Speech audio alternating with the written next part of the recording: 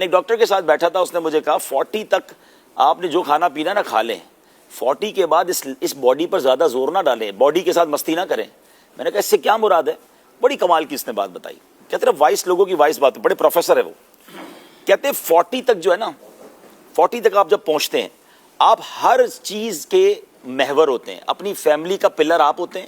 اگر آپ کسی آرگنائزیشن میں ہیں تو آپ کی آرگنائزیشن یا آپ کی جو بھی آپ کے سراؤنڈنگ میں لوگ ہیں ان کا آپ ایک طرح سے لیڈ کر رہے ہوتے ہیں چیزوں کو. تو یہ وہ ایج ہوتی ہے جس میں اگر آپ گرتے ہیں نا تو آپ کی بہت ساری جس لوگوں کی ہوپ ہوتی ہے نا وہ ڈسٹرب ہو جاتی ہے. 50 55 60 کے بعد تو لوگ آپ کو سنبھالتے ہیں, 40 تک پہنچتے پہنچتے آپ کو کئی لوگوں کو لے کے چلنا ہوتا ہے. تو وہاں اپنی باڈی کے ساتھ کوئی مذاق نہ کریں. دوسرا اس نے بڑی کمال کی بات کی, جب میں اور آپ پیدا ہوئے تھے نا اشفاق بھائی, اس وقت یہ دل لگا تھا, اس وقت یہ گردے لگے تھے. باڈی میں جتنے پارٹ ہیں نا پیدا ہوتے وقت اللہ نے دے دیے تھے, صحیح, یہ اس وقت سے چل رہے ہیں.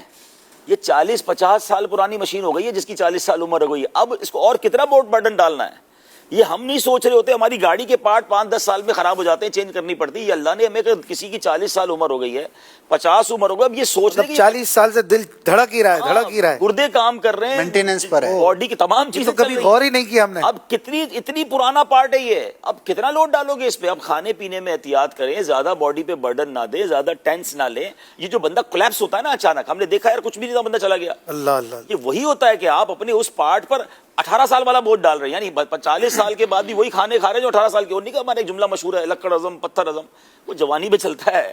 40-45 کے بعد باڈی کے ساتھ مذاق نہ کرے, پھر بیماریاں اٹیک کر رہی ہوتی ہیں. تو یہ وہ تمام چیزیں جو ہمیں سیکھنی چاہیے وائس لوگوں سے, جو آپ کو واقعی سیکھنے کو ملتی ہیں اور اچھا لگتا ہے.